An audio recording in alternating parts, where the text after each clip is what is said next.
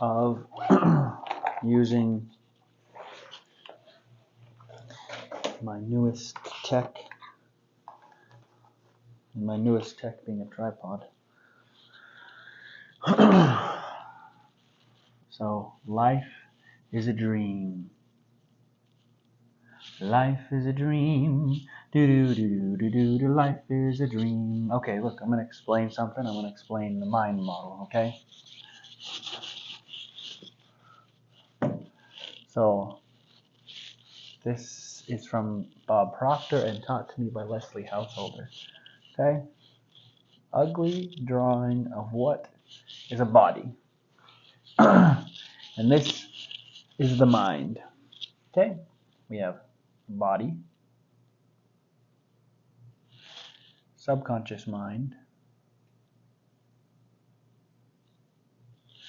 and then the conscious mind.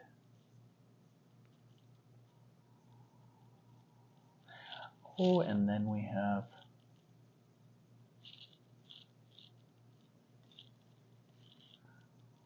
five senses.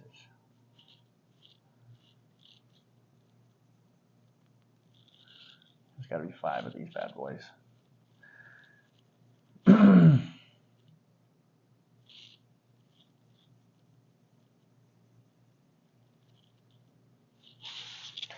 So, what happens is, when we're young, or whatever, we have X idea.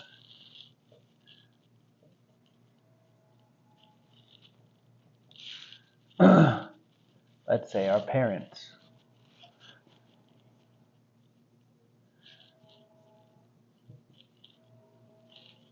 Your dad says, or your mom,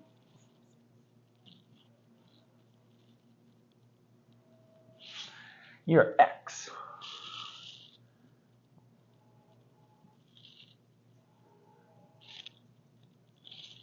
And then you think, I'm X. And they tell it to you enough. And you say, your subconscious just starts putting it on repeat. I'm X. So look, it comes from the top down. When you're young, I'm younger than like somewhere between the ages 4 and 7. This is a filter.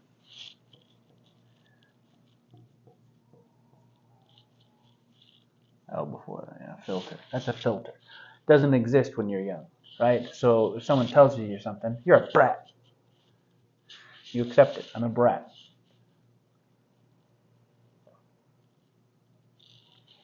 So your body takes X actions. And then you have, from your actions, X results.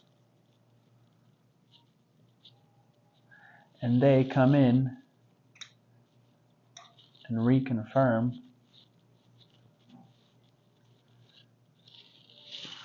the X results, and it becomes a cycle. This is very similar to what the Forum is teaching. It's not eerily similar. It's absolutely similar to what I learned last night. What I learned last night in the Forum is that you are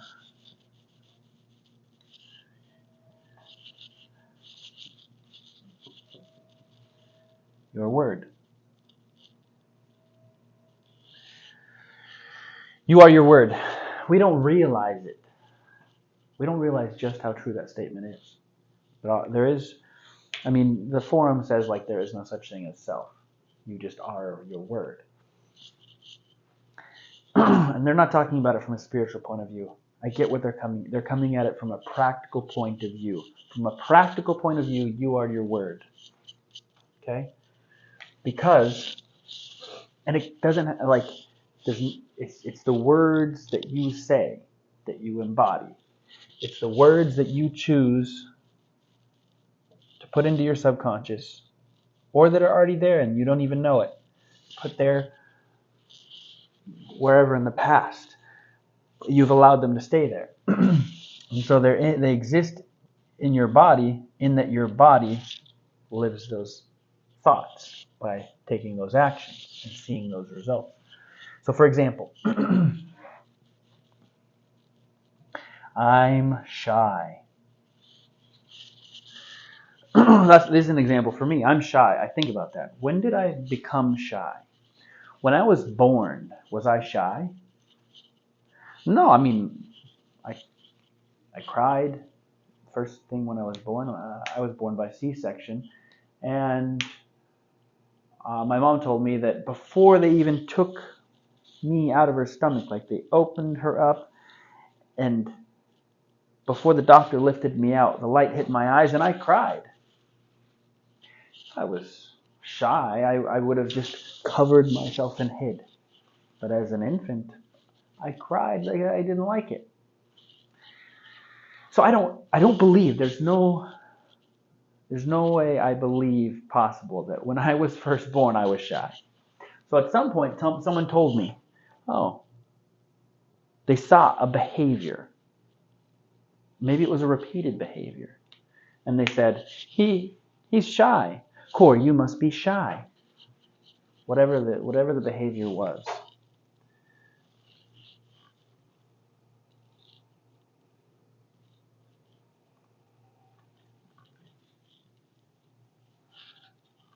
Boy, it doesn't look straight here.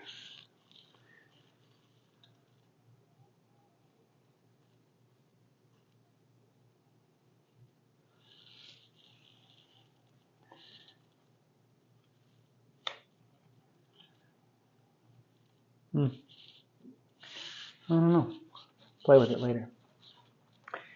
So, the idea, I'm shy.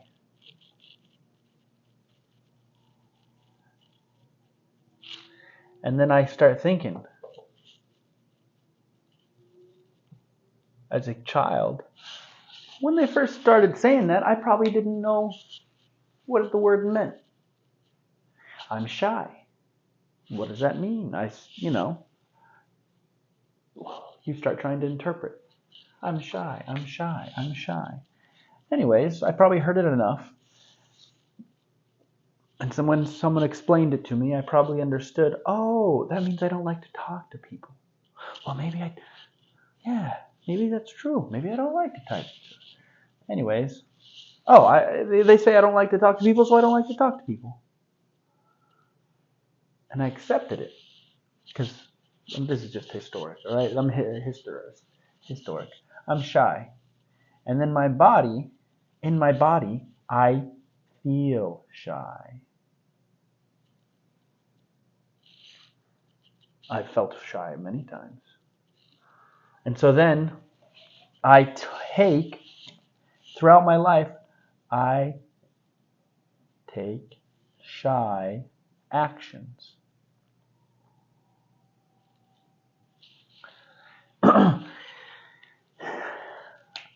I am shy. And then the results are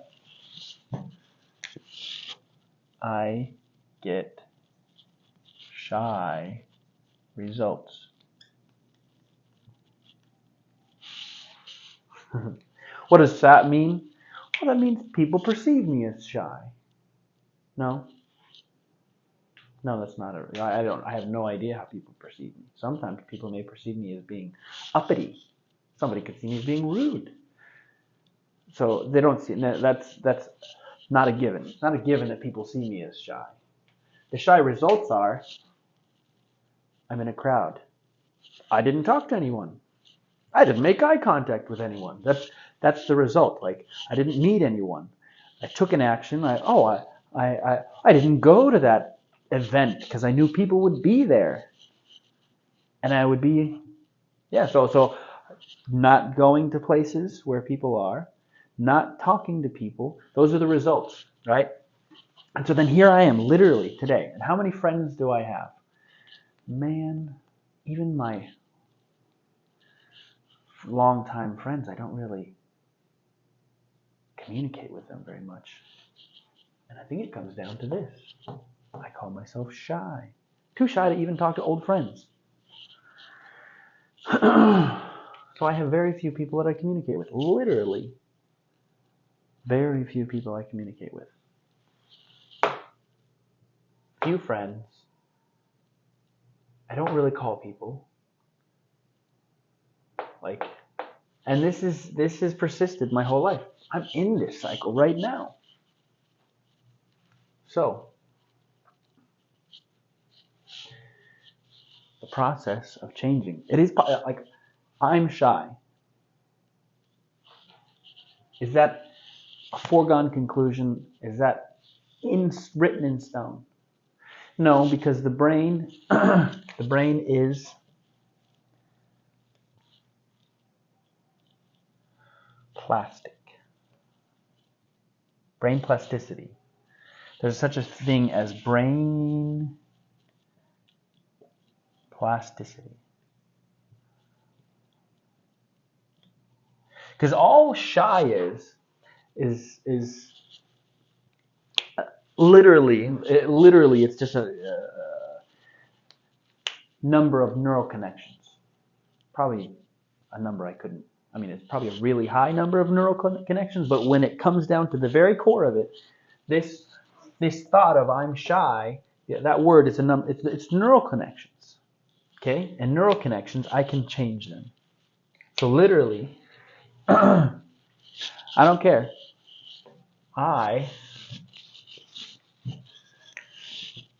The observer,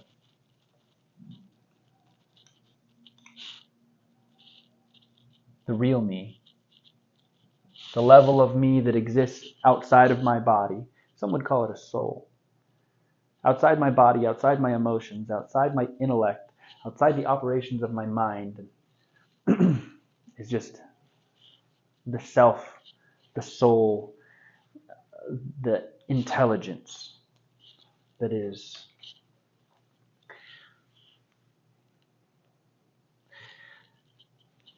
the one that has agency to choose. Like right now, I could punch this glass right here. I could punch it and break my hand. Or I could pick this up. Oh, I have 3 colors. I have 3 options. Actually, I have 4 options. Which color am I going to use? Does my brain get to decide? Well, it might. My brain be like, well, which color is your favorite? Blue's your favorite. Blue's your favorite color, so pick blue. But red's for emphasis. If I really want to emphasize something. So my brain will give me reasons to pick a color. But essentially, there's an observer outside of my body, my preferences, my intellect, that's going to be like, well, my intellect is saying, well, black is just, well, but that's what I've already been using. Well, I'll continue using it. And green is just not the greatest color to choose, right? But I could still choose green. Green is the least likely color that I would choose intellectually for what I'm doing.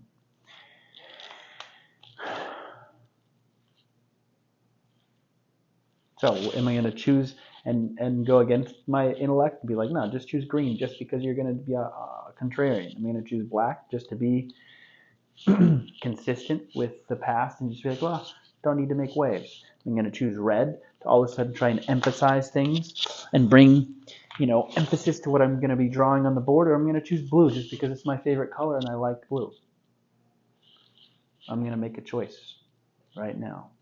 And the intelligence that makes that choice is the one, the observer, that can come in here right now, because this observer exists in the moment.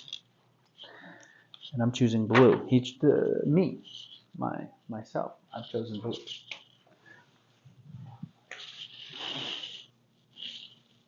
I exist only in the present.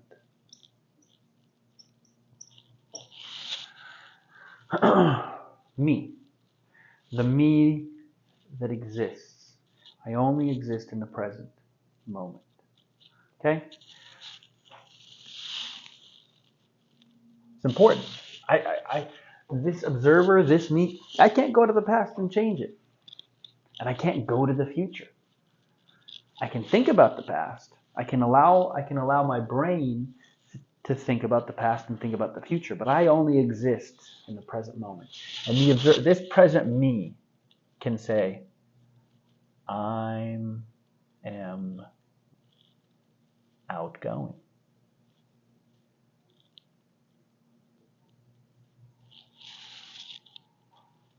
Because Here I am, making a considerations. I make considerations. What serves me best? Okay? That's the question I get to ask in the moment. In this very moment, I get to ask, is being shy, does it serve me? Well, in the past, it served me because I felt vulnerable and I wanted to protect myself. So shy was a methodology to protect myself from harm. So I believed. So I believed that it served me. Do I believe it serves me now? No. No, I don't believe that being shy serves me now in this moment and in the future. So I am actively changing, like I feel it. I'm actively changing. This is a new, what is this? What is this? This thought right here, Leslie would call it a why thought. A new thought. The forum would call it a new possibility. A new possibility. Okay? I'm outgoing. So it's here.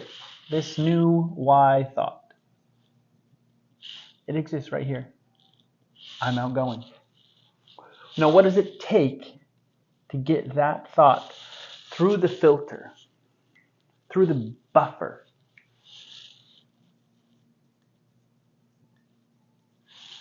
Right? Because my subconscious mind, what is it trying to do? What is its job? What is it? It's trying to keep me alive. Okay? Protect me. Well, protect itself. My subconscious is trying to protect my body.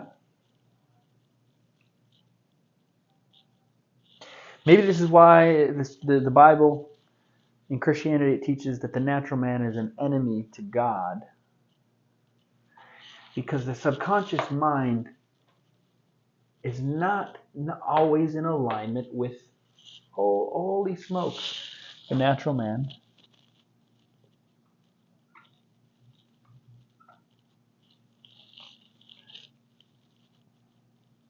Protect the body.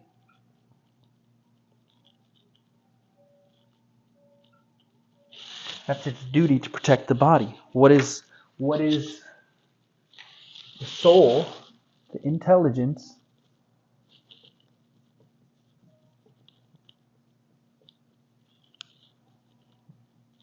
What's it trying to do? It's pursuing something. I know it's pursuing learning.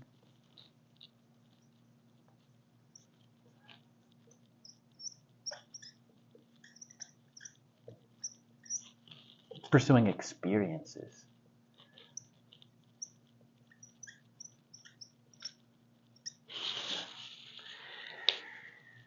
It wants certain experiences. Why did I eat the food that I ate? As I was at the store choosing, I was choosing what did I want to experience. So I chose berries.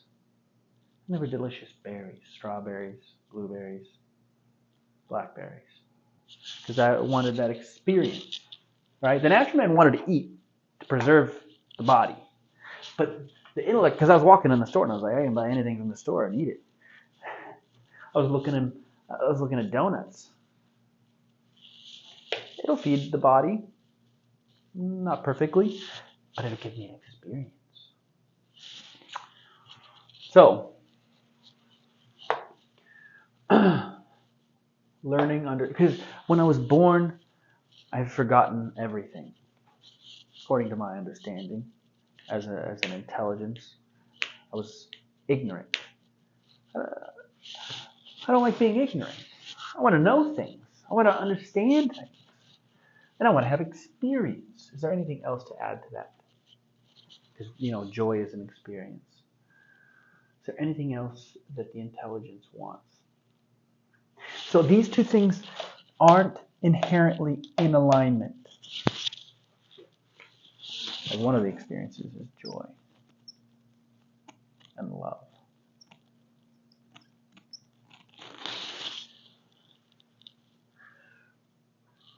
So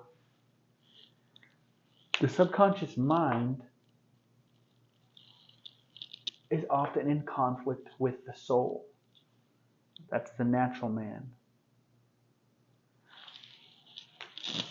What else? What other things does it inherently? It has a natural drives, right? Procreate, eat,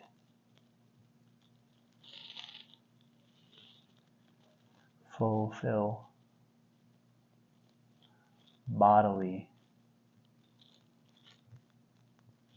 desires.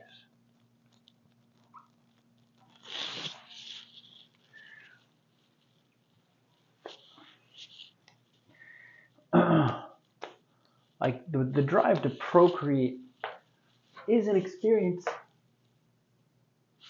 that I want, but the subconscious mind, the body, there is a union here. There's a deep connection. Some have said, I've listened to some people say that the body is the subconscious mind, that there's no distinction between the two. They're so tightly intertwined. I think the subconscious mind exists in your brain, so I like this. But they're very deeply connected. Your actions, the actions that you feel comfortable taking, the actions that you feel propelled, that you want to take, you can go against it, but it's fighting against yourself. Like for me right now, to go out into a crowd, like even where I'm at in the library, to go out and to be outgoing would be to go against my programming, right? Because I still have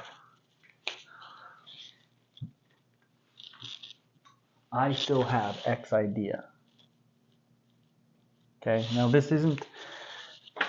So what is Leslie Householder teaches, like the process of taking Y idea and overriding X idea.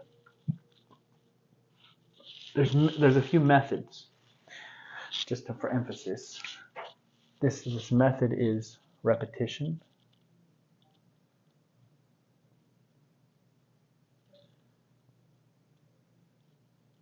and emotional engagement.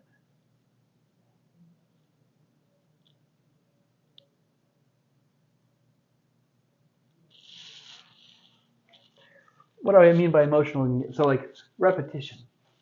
How long and how many times would I have to say, I'm outgoing, I'm outgoing, I'm outgoing, I'm outgoing, I'm outgoing, I'm outgoing, I'm outgoing, I'm outgoing, I'm outgoing, I'm outgoing? How many times would I have to repeat that? And I'm not like, there is a number, right? But the more because I've been saying I'm shy for 30 some odd years. So kind of like if I just said it enough, it would eventually, and I didn't stop saying it. Because again, have I ever said I'm going to stop saying I'm shy? No, it's in the subconscious and it comes out naturally. So like if I said it enough, eventually I would have an experience of both of them at once. And it's possible, not permanently possible, but it's possible for two ideas to exist in your subconscious at once. But what does that create? This situation creates instability.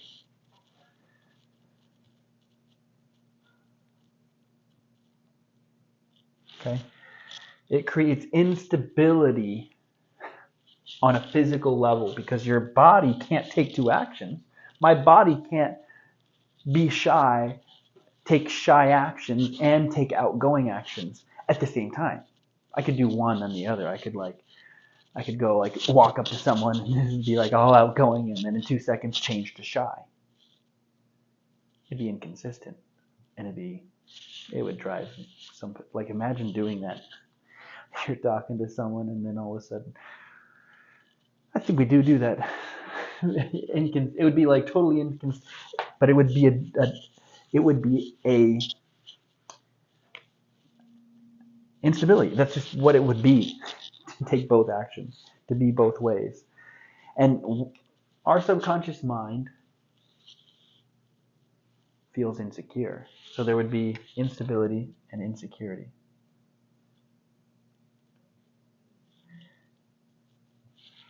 And here, this natural man hates that because that's a danger zone.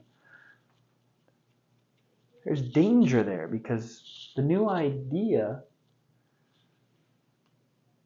conflicts with the old idea, and this instability, insecurity means it doesn't know what it's going to do. It's unsure of what action to take. And the subconscious hates that. It hates insecurity, wants to protect itself, wants to protect the body.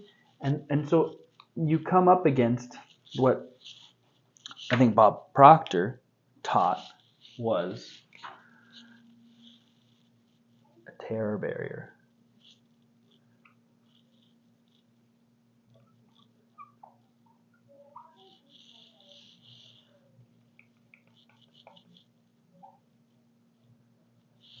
A terror barrier. That's what he called it. That's what Leslie called it. So terror barriers it's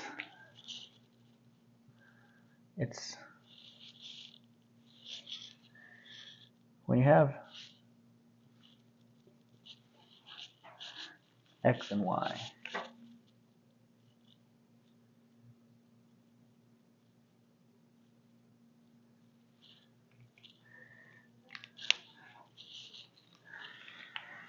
And you're here as the person with X and Y idea. There's two options when you come up against a terror barrier. Pass through it or retreat. Okay? If you retreat, it's because you're giving up the Y idea. And the Y idea, just like a seed getting thrown into a well, a wishing well, becomes a wish and it dies. It rots away. Otherwise, if you pass through the terror barrier, the X idea gets overwritten, and there's the Y idea becomes the one that stays. It becomes what stays, and the X idea gets retired. Now, the terror barrier is, as described, it's when you feel the most instability and insecurity because you're at the point of action. You're at a point of action. And that's why it's a terror barrier, because you're like, in this moment, your body's like, I could be shy, I could be outgoing. I could be shy, I could be outgoing. It's the moment of decision, right? Because I've got both ideas present in my subconscious. I've been repeating I'm outgoing often enough to where it's sunk down into there. Well, I'm outgoing. And I've maybe engaged my emotions in imagining what it's like to be outgoing. And now it's the moment of action. All of a sudden I walk into a crowd of people and I think to myself, outgoing. An outgoing person would just go up and start talking to people and have no fear of anything and just start talking to people and like doing all the things that an outgoing person does without any reservation. Whereas a shy person would just sit here, not talk to anyone, leave as soon as possible, avoid eye contact, and so forth. But there's time to take action, right? So this is where the terror barrier exists. If and when it exists, this is the terror barrier point. I have to choose. This is where this guy gets to choose.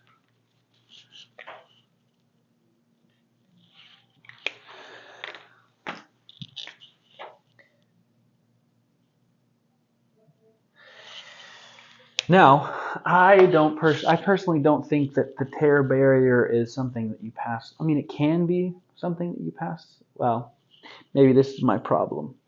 Is it's a journey, right?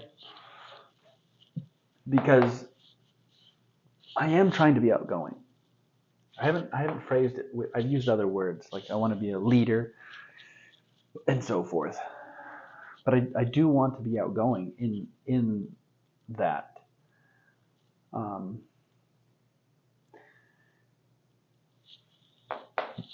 But I've been kind of inconsistent personally, where I've taken actions, taken outgoing actions, taken shy actions. You know, like it's a journey where I've been waffling, but they're you know, it's a journey, okay? Because the terror barrier can persist over time based on just I'll take an action and then go back and be like, oh, I need to rest. I need to rest back in my shyness and take a rest from being outgoing. Right? So that's why I think this is persisting, is because a truly outgoing person gets energized from taking outgoing actions. They don't need to rest necessarily, right?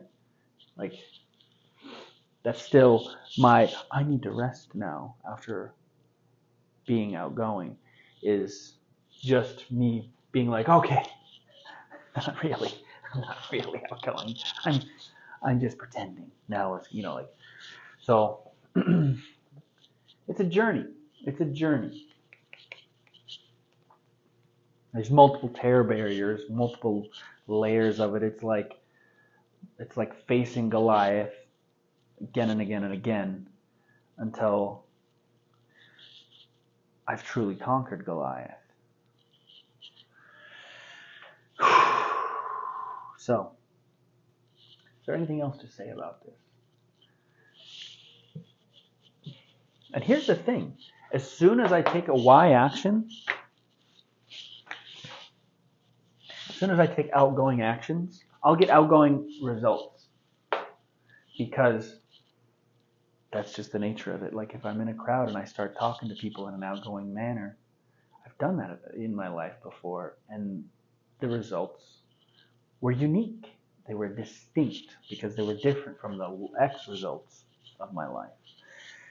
So as soon as I start taking Y actions and I start taking outgoing actions, I'll get Y results. That's just the nature of it. That's just how it works. So, question is that I get to think about is what serves me best. So there's part one is figuring out, observing, really what it is.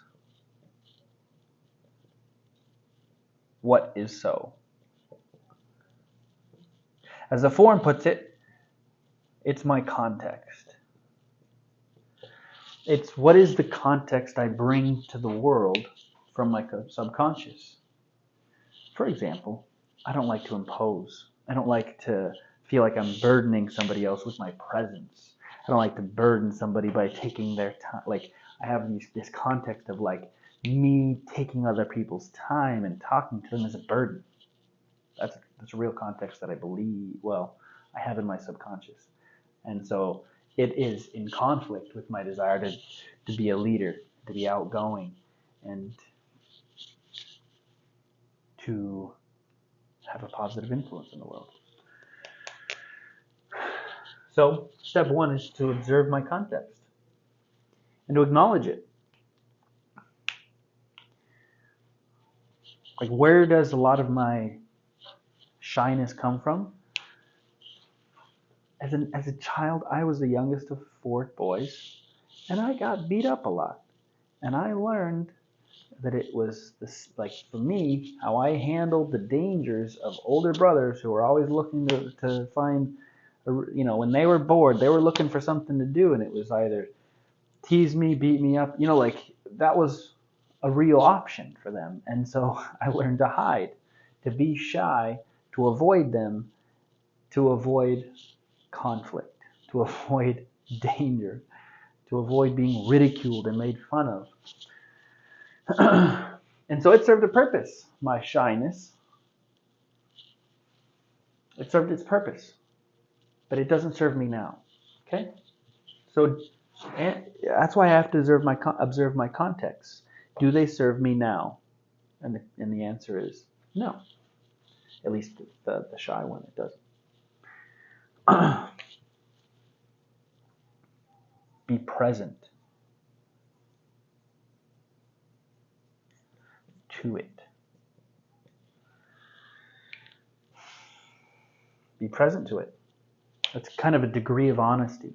This is from a coach in Landmark, and like she's like, when you have a conversation, be upfront with people. Look, I hate to be a burden to people and to ask things. Like I feel like a burden just even having this conversation, and I struggle to feel. I struggle. I feel like I don't have the right to be a burden on other people and to ask things of them. But in this conversation, I'm going to ask something of you, and it's okay if you say no. That's her advice, is to get present to it whenever it exists. So, like in terms of being shy and being outgoing, when I'm doing something that's outgoing, in an attempt to pass through the terror barrier, to get present to the context, to get present to X old idea, in order to facilitate the change over into the new context that I'm creating. To declare myself, I've been shy my whole life, and I've felt that I didn't have the right to burden other people with my presence and to ask anything of anybody. And I'm changing that. I'm trying to change that. And it doesn't concern me whether you say yes or no to what I'm going to ask you. I just want to ask you if you want to do X, Y, or I have a request to make of you, and if you're open to it, then that's okay, whether you say yes or no to it. I just would like to have a conversation about something I'd like to request of you. Whatever it is. Because again, I'm in the Landmark class I'm taking, I'm having a community project. And the whole point of a community project is to get the community involved in a project, in doing something. And I literally have a burden, a context of not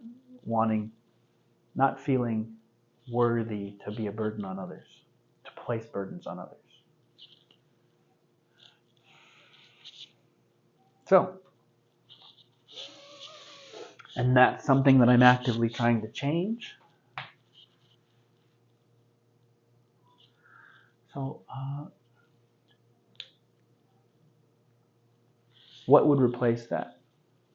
What would replace I don't want to be a burden? Like me asking and inviting people to do things. I thought of it yesterday. I breathe life.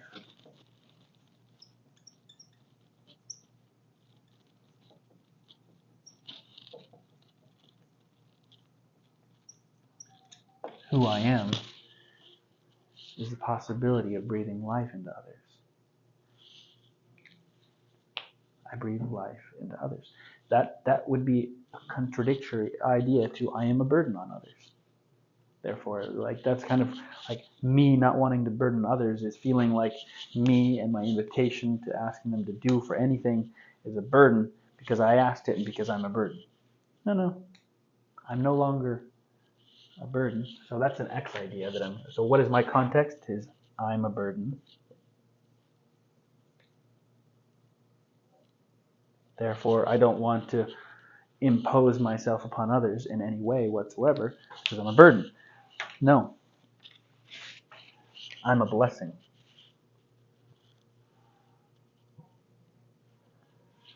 full screen. Red is running out of ink.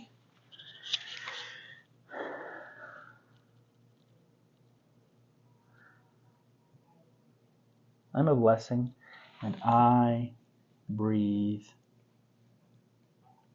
life into others.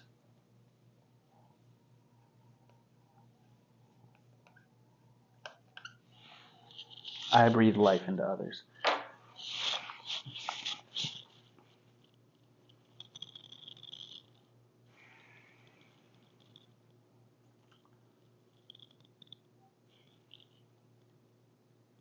What is my attempt? What am I attempting to do here?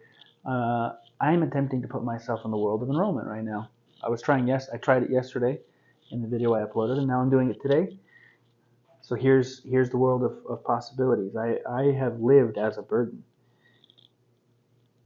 But from this moment forward, I am a blessing who breathes life into others.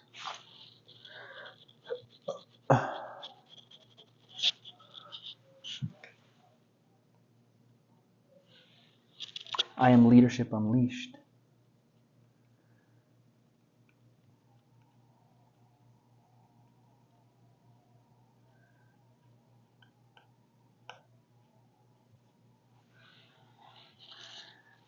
Or I am leadership unleashing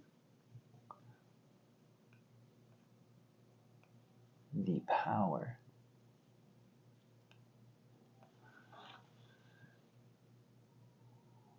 of others.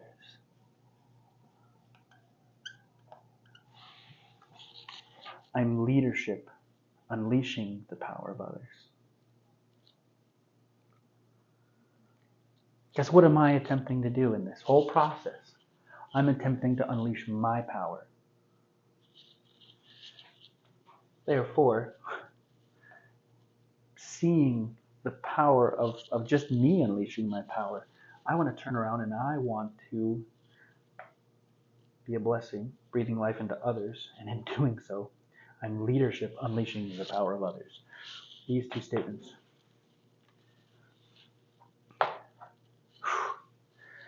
What would it be like to be leadership unleashing the power of others, to be a blessing who breathes life into others? I've seen it done. There are leaders in my life who have done it for me. Like, I didn't get to this place. There's a growing list of leaders who have influenced me, not just one.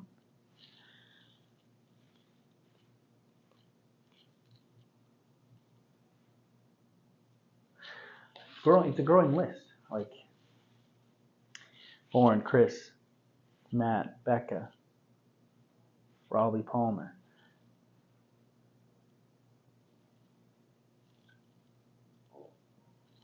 My wife.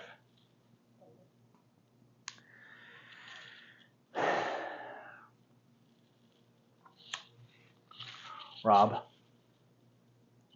Manasseh. Daniel. Leslie. Carrie.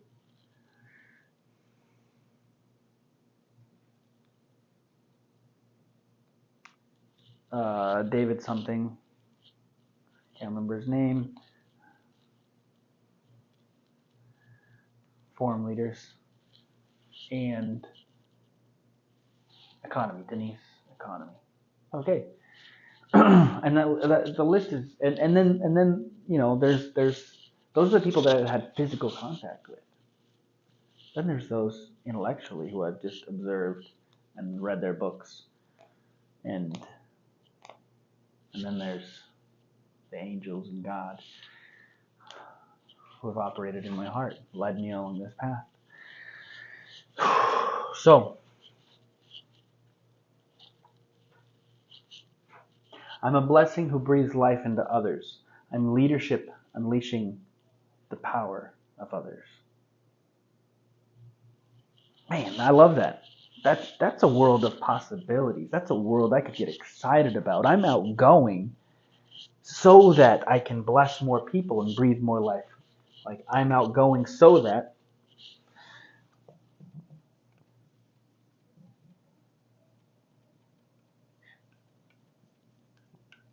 so that I can breathe more life into others, so that I can unleash the power of others more. So I'm outgoing because, like, I could be this and be shy, but that would not serve me best, because it would limit what I'm trying to do. It would limit the influence, right? So I desire to change into being outgoing in order to expand this. I'm a blessing who breathes life into others. I'm outgoing so that I unleash through my leadership the power of more people. So, I was shy. I don't feel shy right now. I literally don't feel shy at this moment, because I'm feeling the possibility of being outgoing. I feel outgoing. What am I imagining? I'm imagining talking to people and breathing life into them. How do you breathe life into someone? Well, I think the book How to Have Power and Confidence in Dealing with People describes it best with the 3 A's. Giving them acceptance, acknowledgments, acknowledging them, their accomplishments, and appreciation. Accept, approve, and appreciate. Accept, approve, and appreciate. Accept, give them acceptance, approval, and appreciation. Accept, approve, appreciate. Those are 3 ways to breathe life into someone. Accept them, approve them, and appreciate them. So there's more. I'm learning. Again, I was shy my whole life, so I didn't breathe life. I literally didn't breathe life into others. I avoided breathing anything into others. I avoided talking. That was something that happened when I was home from my mission, and I was 22. And there was a relationship I had where I breathed life into the relationship with this person. And I had a great deal of confidence from that experience. Every day I would just breathe life into this person. And I didn't know what I was doing. I just did it. So I kind of dabbled. And it was like a relationship that lasted a year with a girl. We dated and we broke up. And I was practicing that skill.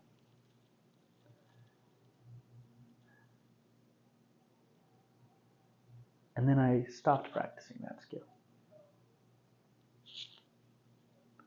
Literally, I've stopped practicing. Now it's a skill I can practice again.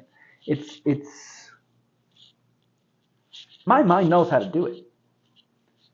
My mind knows how to do it. I just need to engage emotionally in this process and imagining it. Like when you're in the moment, let your imagination and your intuition guide you as to how to breathe life into others. And your imagination and your intuition, maybe there's nothing you can do for somebody, but if you're looking, there's always a way. I'm just saying to myself, it's possible to do this. I can do this. I can be outgoing. I can be a blessing who breathes life into others. I can be outgoing so that I'm leadership unleashing the power of others. I can be that. It's possible. Not only is it possible, it would very much serve me best. This would serve me best. It really would. Because I'm not going back to the way things used to be. It's not happening. I'm not going to go back to being shy. No, I refuse. Thank you. I don't even know if the audio has been working, so let me go check it out.